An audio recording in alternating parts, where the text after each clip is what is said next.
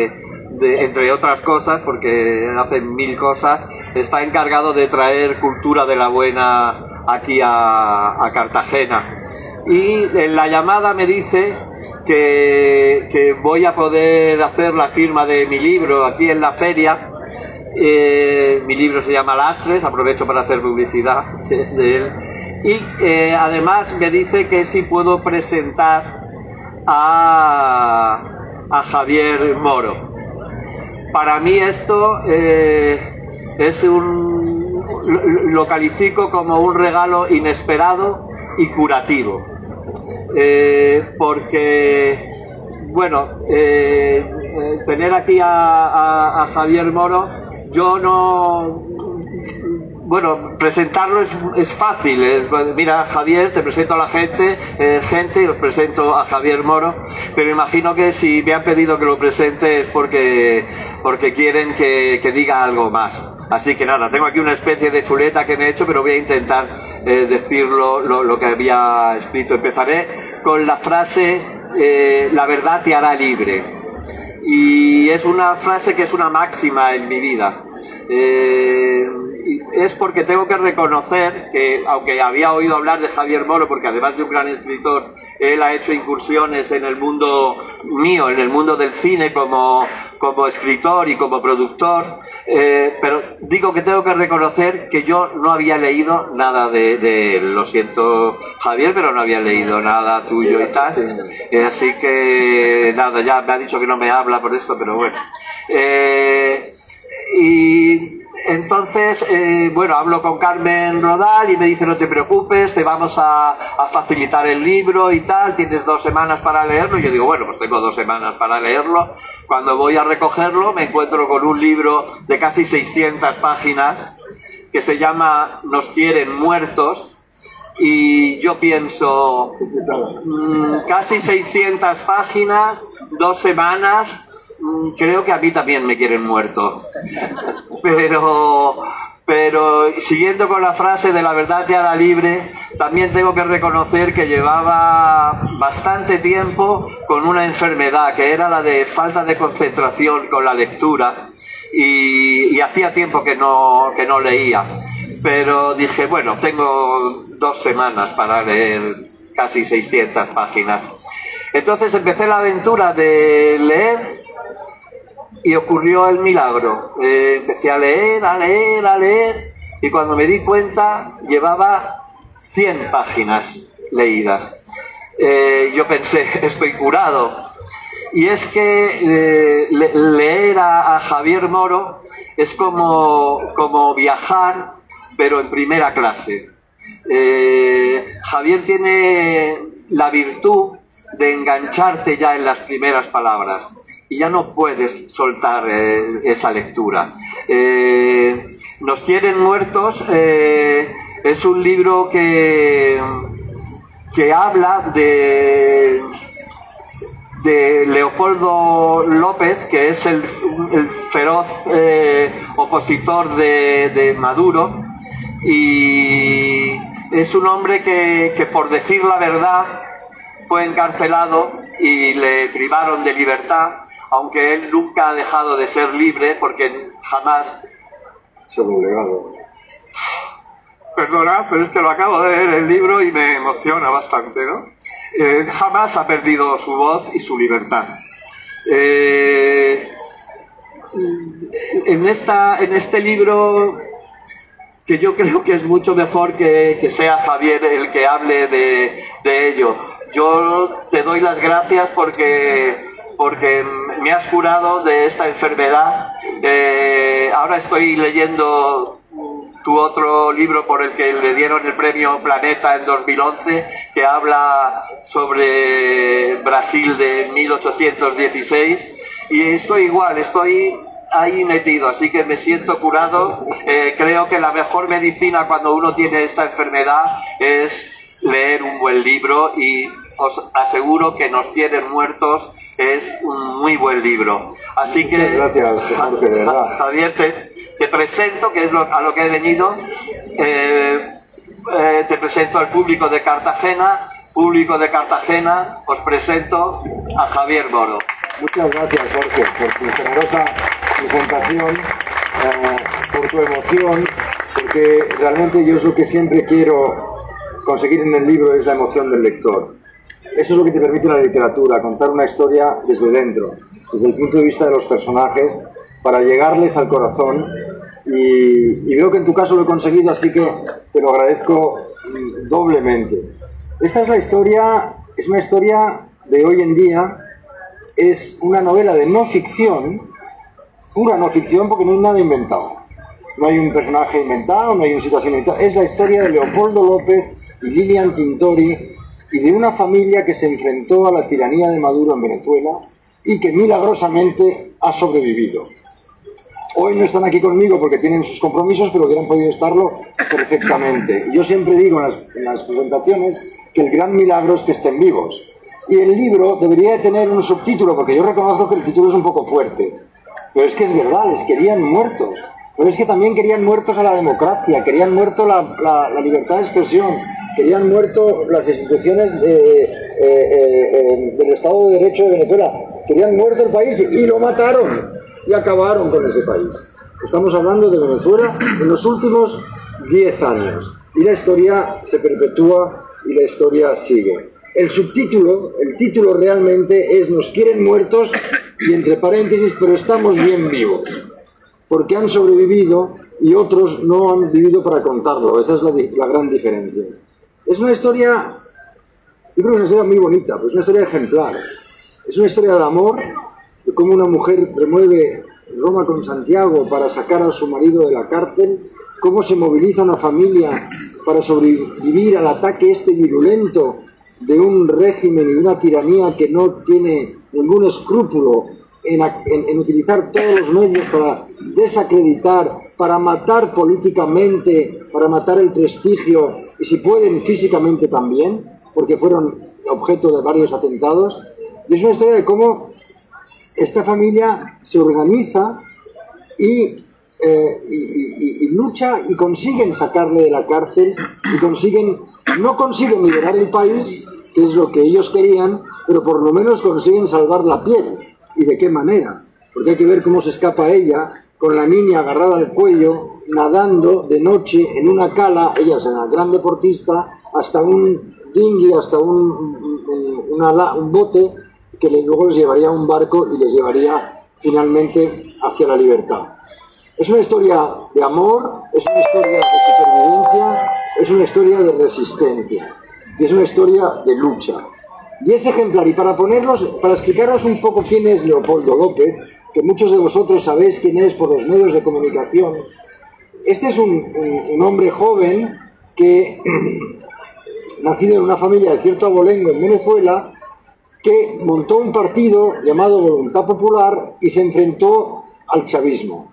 Chávez inmediatamente lo intentó inhabilitar, lo deshabilitó para ser candidato a alcalde de Caracas, pero él siguió y llegó a ser realmente el adalid de la oposición en Venezuela.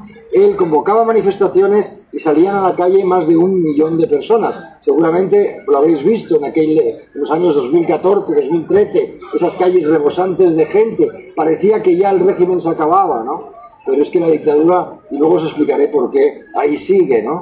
Y este hombre en el 2014 convoca unas manifestaciones y en esas manifestaciones mueren 3 manifestantes. Y el gobierno le imputa esas muertes. Como hoy todo se filma, inmediatamente se supo que quien había matado a esos 3 manifestantes eran policías del gobierno. Pero aún así lanzan una orden de captura contra él y él en ese momento se ve ante un dilema. O se va a la clandestinidad, o se escapa del país, o se va del país, o se entrega. Entonces, claro, todo el mundo pensaba que adoptaría la decisión más lógica, ya que tenía familia y 2 niños pequeños, irse del país. Diosdado Cabello, el segundo del régimen, un personaje de lo más siniestro, va a casa de los padres de Leopoldo a decirle: mira, elige el país donde queréis ir, nosotros os ponemos el avión. Lo quería fuera, quería quitarse el opositor de encima. Y el padre Leopoldo dice, es que yo creo que mi hijo no quiere irse. Eso ya decide el hijo, Leopoldo, decide entregarse. O sea, la peor de las opciones para la familia, pero la opción más consecuente con su idea política, con su voluntad y con su idealismo. Pero yo lo vi por televisión, el acta, el día que se entregó. Había 1 millón de personas en Caracas que vinieron, era justo lo que el régimen no quería. Porque cuando vieron que él quería entregarse, les daba cabello y digo, vale, pero hacemos un acto privado casi, vosotros elegís el medio de comunicación que quiera salir, pero lo hacemos en petit comité. No, Leopoldo lo quería hacer públicamente.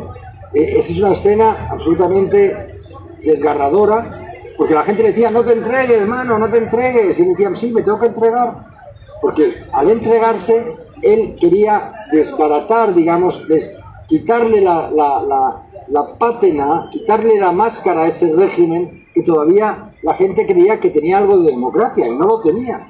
Hacía tiempo que ya había dejado de tenerlo. Total, que él se entrega, y yo pensé que estaba loco, y digo, este está loco de remate. ¿A quién se le ocurre entregarse? Ahora que lo he conocido, y a toro pasado, y después de escribir el libro, lo que os digo es que Leopoldo López tiene esa madera de héroe casi mítico, de un arquetipo del hombre que sacrifica su bienestar personal por una idea, por conseguir un bien mayor. Es lo que hizo. Hay otro que ha hecho esto hace poco, y seguramente todos lo conocéis, que es Navalny, el líder ruso, el que fue envenenado por Putin en un avión, que luego estuvo en Alemania, le salvaron la vida, podía haberse quedado en Alemania. Pero Navalny también, consecuente consigo mismo, cogió un avión y se volvió a Rusia sabiendo que se metía en la cabeza, en la boca del lobo. ¿Y de qué lobo? Navalny ahora está en Siberia, está en prisión, le han vuelto a condenar y no sé si no acabarán quebrándole o matándole, que es lo que quiere el régimen tiránico de Putin. Hay otro también, Monseñor Álvarez, en Nicaragua. Monseñor Álvarez ha sido un oponente a la dictadura esta tremenda de Ortega Murillo, esta pareja siniestra, que montó en un avión a 254 opositores para llevarlos a Estados Unidos. Y quería meter a Monseñor Álvarez. Y Monseñor Álvarez dijo, no, yo no me voy ahí. Yo soy de aquí, yo tengo mi rebaño aquí, yo soy nicaragüense, a mí nadie me echa de mi país. Consecuencia, le hicieron un juicio, amañado, por supuesto, le condenaron a 26 años de cárcel y lleva 2 años en la cárcel Monseñor Álvarez en Nicaragua. En Venezuela, Leopoldo López ha sido este personaje, este tipo de personaje, este tipo, digamos, de héroe o de líder que se sacrifica con el fin de que el mundo conozca lo que de verdad ocurre allí. Y entonces, a mí lo que me interesaba como autor era contar toda la historia de la familia, porque ¿qué pasa con los niños, por ejemplo? ¿Están obligados los niños a seguir el heroísmo del padre? ¿Están obligados ellos a vivir esa vida de preso? Porque cuando uno está preso, es que toda la familia realmente vive alrededor de ese preso. La vida cambia, y luego no hay seguridad para esos niños. La hermana de Lilian, su mujer, que vivía en Estados Unidos, decía, pero tráetelos aquí. Y luego irás a ver a Leopoldo cada 2 semanas a la cárcel. Y Lilian está realmente desgarrada entre el amor que sentía por su marido y luego lo lógico que era la seguridad de los niños. Y a un momento pensó en irse a Miami ella sola, ya que el marido no quería. Y ella también reprochaba a los padres. Y pero ¿cómo no le decís que no haga esto? Que nuestra felicidad como familia se va al garete. Esto es una cosa, no vamos a sobrevivir a esto. Y los padres no se atrevían tampoco a decirle a su hijo algo, porque conocían al hijo, sabían cómo era, sabían que jamás cambiaría de idea. Que él había decidido entregarse y se entregaría. Entonces ahí se crea un conflicto familiar que es puro, yo digo, pura carne dramática para un autor que está siempre en busca de buenas historias, ¿no? En busca de historias donde sale, si es posible, lo mejor del ser humano. Y en situación donde la adversidad se pone tan dura, os aseguro que ahí es cuando sale lo más heroico, lo mejor. Total, que empieza esta aventura de cárcel, a él le meten en la cárcel. Su primera noche me la contó, bueno, está todo contado en el libro, por supuesto, con mucho detalle. De repente dice, aquella noche me llevan a la cárcel, termina de sonar los los candados, los ruidos estos metálicos, le encierran en Ramo Verde, una cárcel que está en lo alto de una colina, donde hace un frío que pela, a 30 kilómetros de Caracas, un antiguo colegio convertido en cárcel, y le dejan solo de repente. Y claro, acababa de pasar una época donde todo era la calle, el ruido, las consignas políticas, las multitudes, la gente, y de repente se encuentra solo y en silencio. Y él me cuenta, yo me di cuenta entonces, me dice él, que ya la lucha no estaba en la calle, la lucha estaba solo en mi cabeza, que es ahí donde intentarían quebrarme, que es ahí donde intentarían instilarme la desesperación, donde yo tenía que blindarme contra eso. Qué pena que no está aquí para contarlo él mismo, que lo cuenta muy bien. Él es el maestro del control mental. Entonces él se leyó a Mandela, que estuvo 27 años encerrado en Robben Island, una cárcel tremenda, a Gandhi, a Martin Luther King, al obispo Van Thuan de Vietnam, y se hizo una composición de lugar con las experiencias de estos hombres que habían también... Porque no es lo mismo ser un preso común que ser un preso de conciencia. No tiene nada que ver. El preso común pues tiene una vida, digamos, carcelaria, hay talleres, te relacionas con los demás, vas a hacer deporte. No, ahí lo tenían aislado, en una torre, en una cárcel militar. No tiene nada que ver. Y entonces se lee a todos estos y decide que para sobrevivir lo único que le va a ayudar es una rutina. Él tiene la suerte de ser un católico y tener fe, y eso le ayuda. En la rutina se pone 2 horas de oración diarias, 2 horas de lectura y 2 horas de ejercicio físico, con lo cual llena 6 horas de los 24 al día. Y se hace el compromiso a sí mismo de nunca dejar de hacerlo. En ningún momento, en los 4 años y medio que estuvo en la cárcel, él dejó esa rutina, porque sabía que al abandonar esa rutina ya daba pie a que a otro día, pues ya no lo hago hoy. Y entonces ya se crea una peligrosa deriva en donde ya puede entrar allí esos sentimientos que son contra lo que tú tienes que luchar para mantenerte siempre alerta.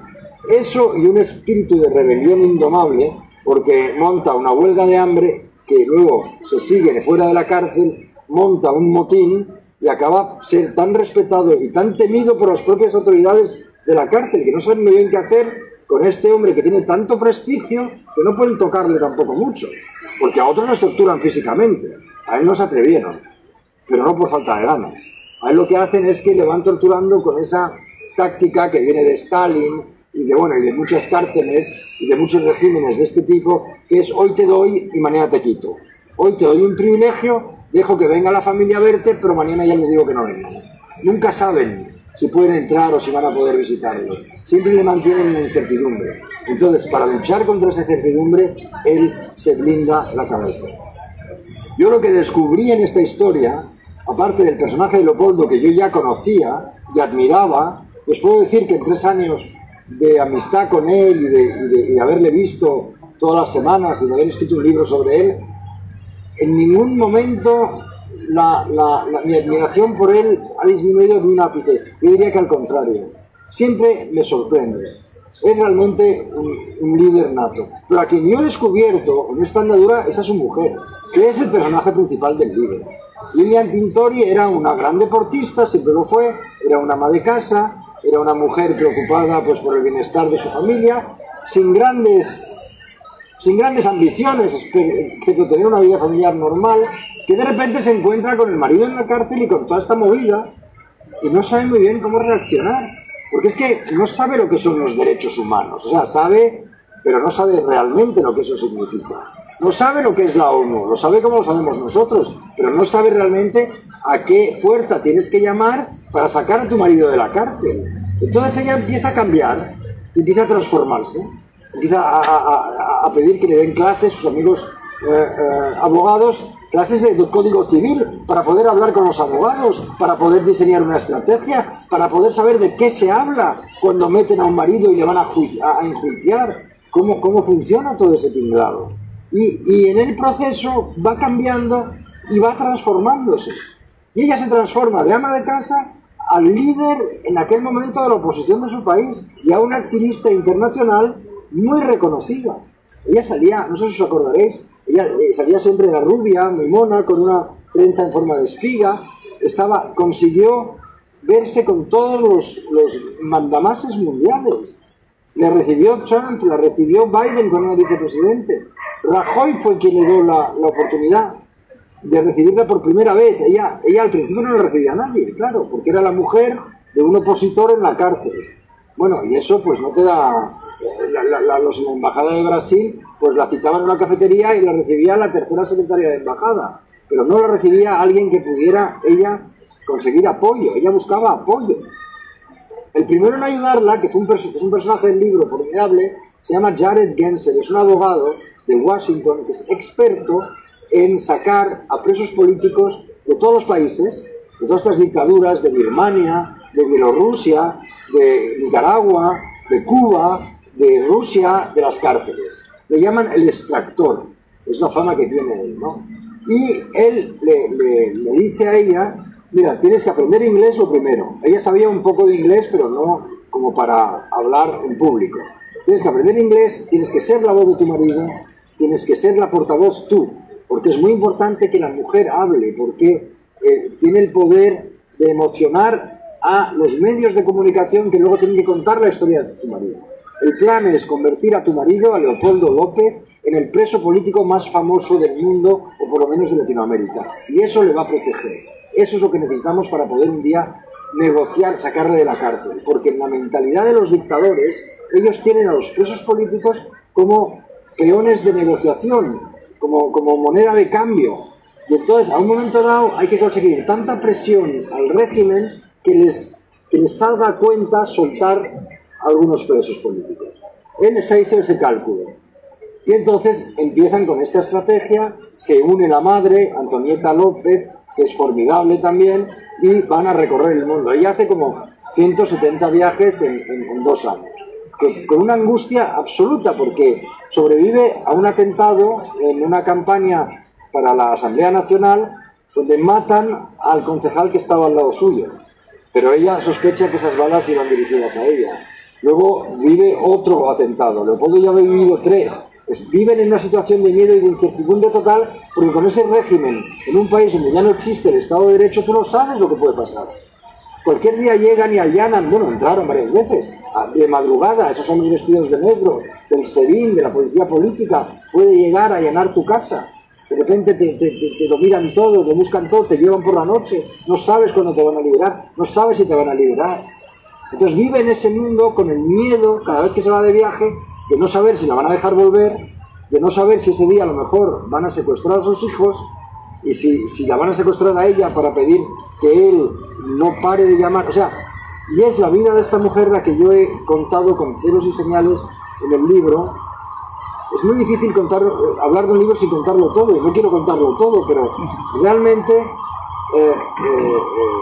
es muy bonita la historia de Lilian Tintori, porque es la historia de una mujer enamorada que cuando su hermana le llamaba para que se viniesen a Miami con los niños, ella estuvo a punto de aceptar, pero pasó la noche y por la mañana se levantó y dijo, no, yo no le dejo, y aquí nos vamos a quedar todos, y yo lo voy a sacar de la cárcel, como sea. Y lo increíble de esta historia, señores, es que al final lo sacaron.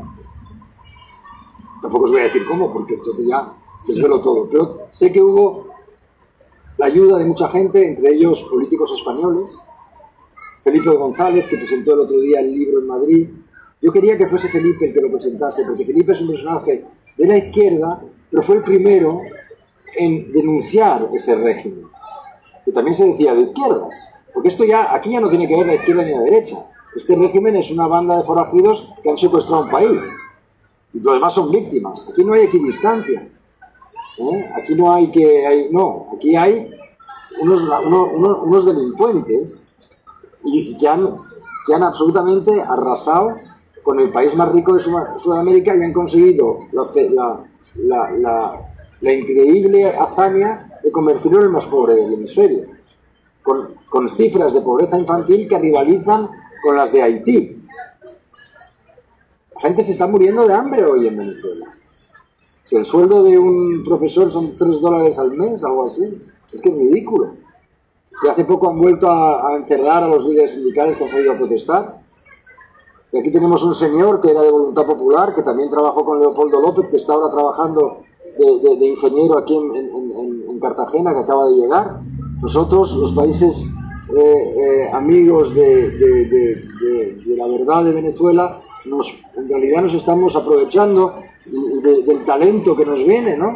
Y menos mal, hay que recibirles con los brazos abiertos, pero es terrible que un país que se desangra absolutamente, todo el que sabe hacer algo con sus manos o con su cabeza se acaba yendo. Han salido 8 millones de personas de Venezuela en los últimos años, más de 1/3 de la población. Es un caso nunca visto, porque han salido sin que hubiera habido una guerra. Sí, eso se ha visto en Siria, pero no en un país que no ha vivido una guerra, que no ha vivido un terremoto, que no ha vivido un desastre natural, por la incompetencia y el salvajismo de los líderes que tienen, de la gente que se ha apropiado del poder en ese país, ¿no? Y la gente que intenta luchar contra ellos, pues no tenían realmente escrita su historia. Y yo lo que he visto en la historia de Leopoldo y en la historia de Lilian es la posibilidad de contar la historia de todas las víctimas de este régimen. Por lo menos ahí está ahora contado, porque siempre sobrevive la historia del poderoso. Y ellos controlan las redes sociales y las inundan de mentiras, donde van cargándose el prestigio de todo el mundo, se meten muchísimo con Leopoldo y con Lilian. ¿Qué no habrán dicho? Cuando él decidió tener un hijo, en lo más negro de la andadura, él decide, como una afirmación de la libertad, tener un hijo en la cárcel. Y es difícil. No os digo cómo lo hizo porque entonces está en el libro. Quiero decir pero lo consiguieron. La pequeña Federica fue concebida en la cárcel cuando no había ninguna esperanza de que saliese de allí. Porque él fue condenado a 14 años de cárcel en un juicio amañado. Pero siempre, hasta en los momentos más increíbles, siempre sale lo inesperado. En ese juicio, de repente, llaman a declarar a una lingüista, una académica de mucho prestigio, que se llamaba Rosamelia Asuaje, que era chavista, que estaba casada o vivía con un profesor muy del régimen, muy revolucionario, que había sido pues una idealista, había al principio colaborado y había creído en esa revolución, había creído en luchar por la desigualdad de Venezuela, que es verdad, que es grande, que siempre lo ha sido, y ella se metió en ese tinglado. Y la obligan a hacer un estudio de todos los discursos de Leopoldo para que diga que habían sido sus discursos los que habían incitado a la violencia y poder condenarle con una base legal. Y ella estudia todo este material y el día del juicio ella no actúa como una chavista a las órdenes de... Ella actúa como que es de verdad una académica, una semióloga. Y ella dice... Yo con todo lo que he leído, con todo lo que he estudiado, con todo el papel, con todo lo que he podido reconstruir, yo no puedo afirmar en ningún momento que las palabras de Leopoldo López han incitado a la violencia, porque no hay relación de causa-efecto en ningún momento. Y entonces eso desbarata la estrategia de los fiscales y ella se convierte, digamos, en la chavista arrepentida. Estoy seguro que hay muchos en Venezuela, y de repente su vida se convierte en un infierno. Porque para unos es la que les ha traicionado y para los otros es la chavista de siempre. Total, que ella también tiene que salir de Venezuela, hoy está en Buenos Aires, viviendo en Argentina y deseando venir aquí a unirse a Leopoldo y a Lilian en la lucha que continúan para que de alguna manera se logre recuperar la libertad, ¿no? en Venezuela. Hay muchos personajes así como, y también en el juicio había los jóvenes estos, a los que torturaron y tal, y los obligaron a decir que habían estado en esa manifestación porque Leopoldo les había dicho y habían escuchado sus arengas, y ellos dijeron que no conocían a Leopoldo, que no fueron por él, que ellos estaban ahí por otras razones. Y se mantuvieron fieles a pesar de las palizas que habían recibido. O sea, siempre hay gente que te ayuda en el peor, en el más negro de los túneles, ¿no? Tú que has leído los libros, ¿has visto este comportamiento ejemplar de...? Sí, la verdad que hay mucha gente que como Leopoldo continúa esa lucha y continúa teniendo esa heroicidad también, ¿no? Claro. A mí eso que me atrapó de esta historia. Hay pocas historias reales de gente heroica capaz de darlo todo por una idea. Oye, pues todavía hay gente así en el mundo. Pues por lo menos vamos a contar su historia, ¿no? que se sepa. El régimen de la Maduro prohibirá la venta del libro en Venezuela, pero lo que no puede ya cargarse, lo que no puede destruir es la historia de ellos, porque yo lo que he querido es contar su verdad. Es la voz de ellos lo que cuentan en este libro. Y eso ya no lo podrán traficar ni lo podrán... Con ello cuentas la historia actual de Venezuela, que es terrible, porque es una dictadura y está en manos... Mucho peor de lo que podéis imaginar. Mucho peor. Yo me he ido quedando... Ya te digo que tenía dificultad últimamente con la lectura, pero es que no podía dejar de leer porque era impresionante ver todo lo que ocurría. Es una novela muy rica en personajes, pero es que no son personajes de ficción, son personajes reales. Entonces te toca la fibra de una manera tremenda, porque a mí me pasó una cosa en estas 2 semanas que tuve para leer, que la verdad me la leí en una semana solamente el libro. Hice un viaje a Madrid y iba leyendo en el tren, que da mucho juego para leer. Y cuando me bajé del tren, como estaba leyendo, estaba tan metido en el libro, me ocurrió una cosa, que salía del tren y tenía la sensación como si estuviera dentro de la dictadura. Cuando salí del tren, iba con miedo por la calle, iba a ver si me detienen, pero porque te crea eso ese libro, ¿no? Dices, Dios, qué suerte tenemos de vivir en un país libre, ¿no? Donde no existe esto, donde los derechos humanos se respetan, porque allí desde luego no se hace esto, y es terrible que ocurra esto. Es terrible, y ahí vamos, si quieres, a la parte, digamos, ya no hablar del libro, sino hablar del sentido de esta historia, ¿no? Porque cuando Leopoldo por fin se escapa, después de un escape donde casi le pillan, tremendo de película, hasta el último momento, no se sabe si sale o no, llega, Pedro Sánchez le llama y le convoca, ¿no? Y le hace una pregunta: ¿por qué Maduro sigue en el poder? Entonces Leopoldo le dice: bueno, podría darte muchas respuestas a esta pregunta, pero te voy a decir que sigue en el poder porque tiene la ayuda militar de Rusia, de Putin. Hay 2 bases militares en Venezuela, la ayuda financiera de China, de Xi Jinping, que les ha inundado de dinero, la ayuda para el comercio de la extracción del oro de los turcos, la ayuda de Irán en el crudo que importan, porque ya no pueden ni sacar crudo de Venezuela, tal está el sistema, que se han oxidado hasta las máquinas para sacar petróleo del país con mayores reservas de petróleo del mundo. Es todo surrealista. Y la ayuda en seguridad de Cuba, seguridad y aparato represivo, por supuesto. Entonces, cuando nosotros pensábamos que aquellos manifestantes que salían a la calle en Caracas tenían el apoyo nuestro, de todos los que veíamos todo esto, sí, era un apoyo, pero era un apoyo moral. Los que tenían apoyo real era el régimen, que tenía dinero, armas, material antidisturbios, todo esto lo recibían constantemente. Estaban apoyados. Era una falsa percepción pensar que el régimen estaba aislado, que estaba al punto de caer y que los manifestantes no tenían apoyo. Era al revés.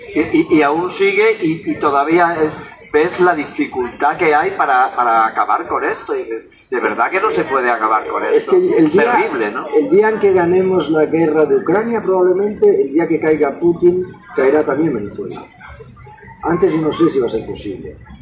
Es una especie de eje del mal, si lo queréis llamar, aunque ya es una expresión muy manida.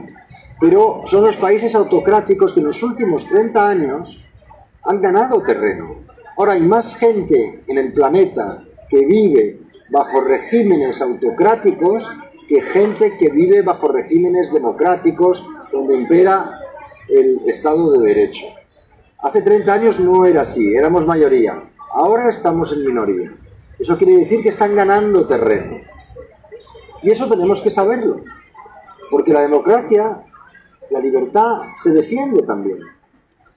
No es autorregulable. No se defiende sola. Y en esto Leopoldo ha sido capaz de sublimar, digamos, el amargor del exilio con una lucha más a nivel global, y ha montado, con la ayuda de este abogado del que os hablé, el extractor, le ha puesto en contacto con otras víctimas, con otros presos de conciencia de estos países, de Bielorrusia, de China, de Uganda, de Rusia, de Cuba, de Nicaragua, y han montado una cosa, una asociación, una organización, como queráis llamar, que se llama World Liberty Congress, Congreso de la Libertad Mundial, donde se proponen defender la democracia en todo el mundo. Han conseguido dinero de una asociación no lucrativa benéfica norteamericana y están creando, por ejemplo, han hecho un manual del preso político. Hace poco han apresado al líder de Uganda, que es el líder de la oposición de Uganda, un tío fantástico, que es el rapero más conocido de Uganda, es un músico, es conocidísimo. Ha llegado a la aeropuerto. Inmediatamente el manual de uso que han publicado y el protocolo, inmediatamente ha lanzado la alerta, ha funcionado la ayuda a los gobiernos, la denuncia automática, o sea, han creado una especie de protocolo para estos casos y han creado también unos talleres donde, para difundir en los países libres ideas y cursos y material didáctico para reforzar la idea del valor del Estado de Derecho y de cómo se defiende esto. Sí, sí, porque además lo terrible es la de gente que vive en estos países que está tan confundida y creyendo que en su país existe la democracia, ¿no? Sí, eso es terrible. Bueno, eso es lo terrible, porque hay mucha gente que les defiende. Los propios venezolanos, hay muchos venezolanos que en Madrid hay muchísimos venezolanos, coges un Uber y el chofer es venezolano, vas a un restaurante y el camarero es venezolano, entonces, y muchos te dicen, no, Leopoldo López está en Madrid pegándose la vida padre. A ver, nadie en el exilio se pega la vida padre, está aquí porque le iban a cortar el cuello y hay esa idea de, claro, como no ha conseguido la libertad del país, hay una especie de medio decepción. Entonces yo digo, pero bueno, ¿no te basta el gesto que hizo, que se sacrificó para que el mundo conociese lo que de verdad pasaba ahí? ¿Qué más quieres? Oye, pues lo ha intentado. La belleza está en el intento, que es lo que yo he contado en el libro, Nos quieren muertos. Ese intento donde han estado a punto, pero a puntísimo. Porque llegaron a organizar un alzamiento militar el 30 de abril del 19. Entonces hay ciclos, primero estuvo Capriles, que casi lo consigue, luego estuvo Leopoldo, ahora es el turno de María Corina Machado. Venezuela da un ejemplo de cívico tremendo el domingo pasado, han votado todos los venezolanos que había en el mundo dispersados y en Venezuela para elegir una candidata unitaria de la oposición, esta María Corina Machado, para las elecciones del 2024. Claro, yo después de todo lo que he visto de esta historia, no me creo que haya elecciones libres en el 2024. Yo no me creo que este régimen vaya a soltar el poder por las buenas. Yo creo que no se lo cree nadie. Pero aún así lo intentan, porque hay presión de Estados Unidos, hay la presión de las sanciones, el régimen está sin dinero, necesita aire, entonces están viendo si lo obligan a aceptar las reglas del juego. Pero esta gente no juega limpio, nunca ha jugado limpio. ¿Cómo pensar que van a jugar limpio ahora? ¿Cuál es la solución? No lo sé. Cuba lleva 70 años así, Venezuela 20. Tampoco Venezuela es Cuba. Pero es muy difícil saber cómo sacar a estos sátrapas del poder. Y de momento están diciendo que María Corina está... Es una esperanza.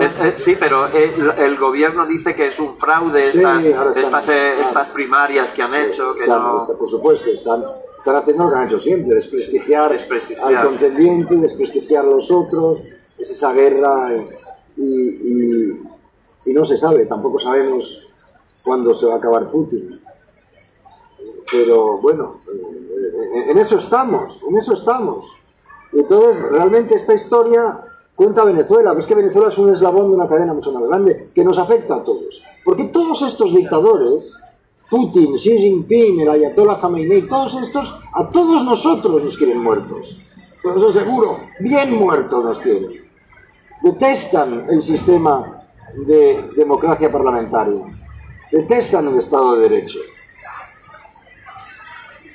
Y esa es un poco, digamos, el libro se sitúa en esta realidad. Es historia, yo digo, es historia viva, porque es historia de hoy en día. Desde luego.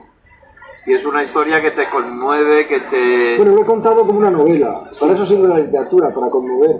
Porque si no, haces un libro de historia, o haces un ensayo, o haces una crítica. Pero claro, eso te aporta conocimiento, pero no te aporta emoción. La emoción te la aporta el poder ponerte en la piel del personaje. Y poder sufrir con ese personaje, tener esperanza con ese personaje, o ¿sabes? Identificarte con ese personaje. Saber que ha sido verdad y que sigue siendo verdad lo que ocurre es lo que te pone la piel de gallina continuamente. Yo creo que a lo mejor hay alguien que quiere hacer alguna pregunta y podemos... ¡Sí! No, yo no la tenía en mente, pero yo tenía muy buenos recuerdos de Venezuela. Mi padre trabajó en una compañía venezolana, Viasa, cuyo lema era "En Viasa el tiempo pasa volando", creo que me acuerdo. Y eso era en los años 80 y 70.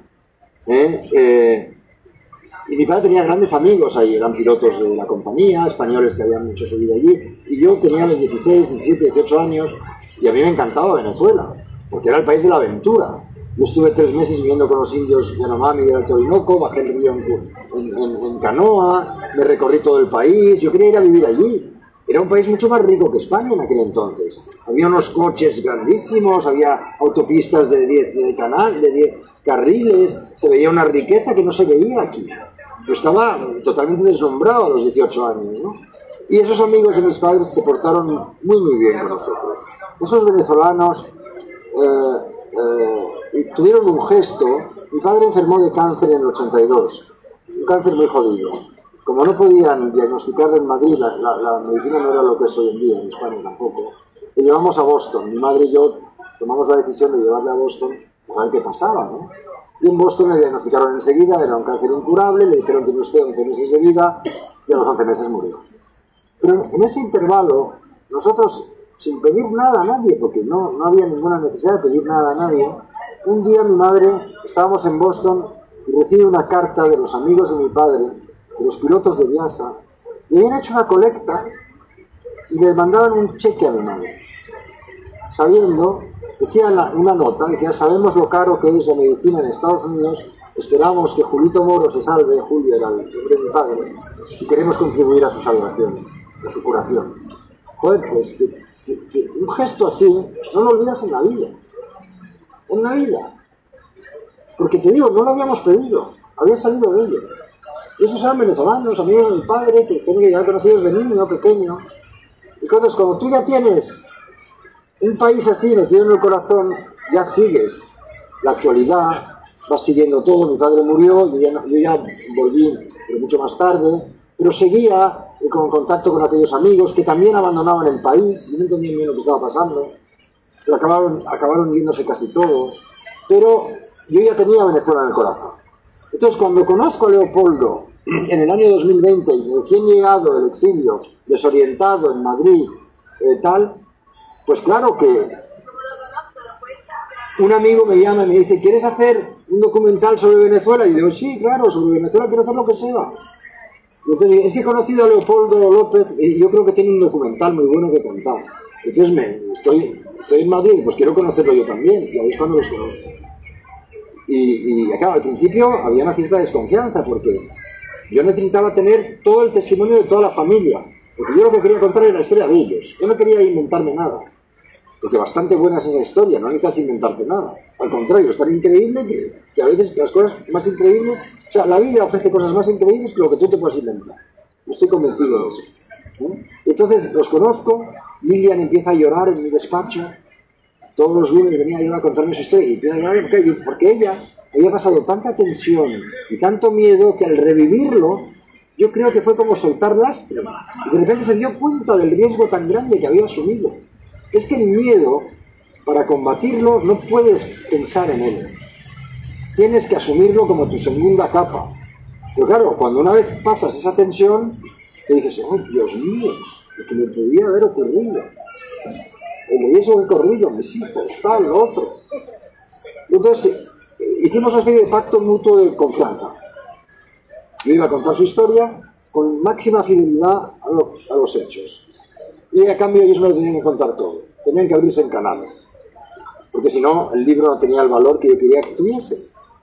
Y bueno, el pacto ha salido muy bien, ellos están encantados con el libro y yo también estoy encantado con ellos, ya somos grandes amigos, es decir, que es una historia más de amistad. Es uno de los libros cuando cuentas historias reales. Yo siempre digo que en una investigación de un libro siempre te haces un buen amigo, ya sea el bibliotecario, del archivero que no ha conseguido unos papeles que nadie te consigue, que son imposibles de conseguir, y que eres amigo de él para toda la vida, o en este caso Leopoldo, o en el caso del libro anterior, los arquitectos de Valencia que me ayudaron con el tema del Guastavino, ¿no? Pero es lo bonito de escribir historias reales, ¿no?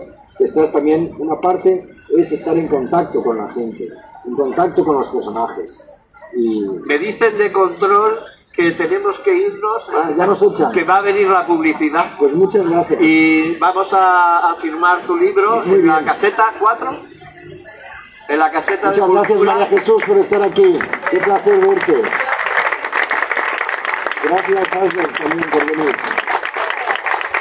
Muchas gracias. Gracias. Vamos a firmar libros, que es la parte más fácil de escribir un libro.